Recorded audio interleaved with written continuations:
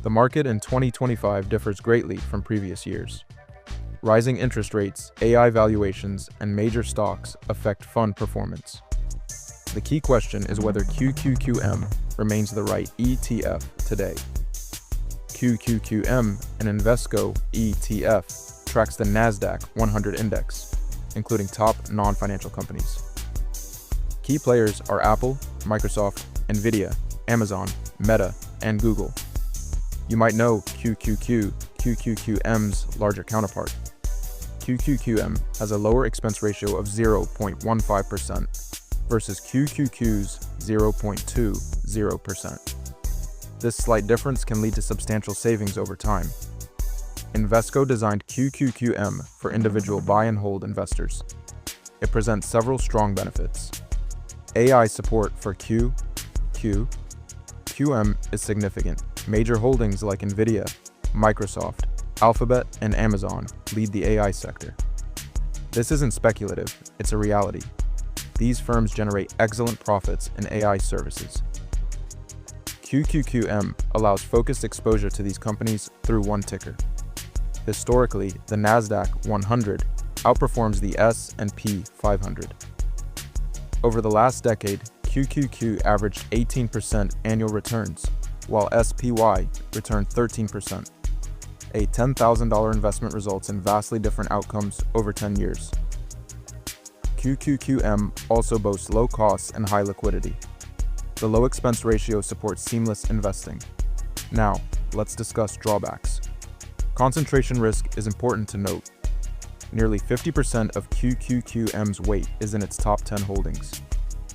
Poor performance by any of these companies can impact investments. The fund heavily leans towards technology. It provides minimal exposure to sectors like energy and finance, potentially underperforming during specific market conditions. Valuations within QQQM are high. Several leaders have premium price-to-earnings ratios.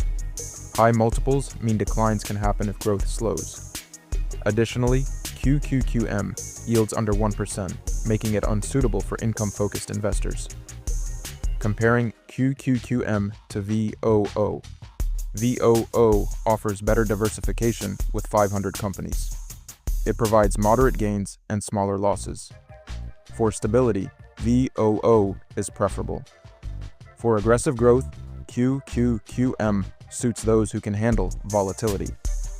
Comparing against VGT, VGT is more tech-focused but carries higher risks. QQQM is balanced with non-tech firms included. Finally, comparing QQQM to SCHG. SCHG has lower concentration risks and slightly better expense ratios. Consider SCHG as a valid alternative. In summary, QQQM sits between VOO's stability and VGT's concentration. It's suitable for long-term investors seeking growth. It pairs well with S&P 500 funds. If you believe in the success of AI, cloud tech, and digital infrastructure and can withstand potential drops, consider QQQM. However, avoid it if you need dividends, are close to retirement, or heavily invested in tech.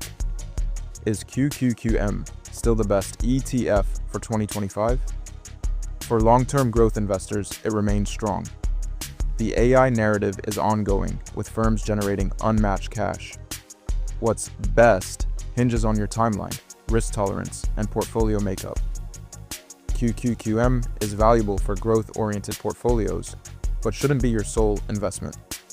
To learn how QQQM fits your portfolio, watch the next video. Subscribe to stay informed.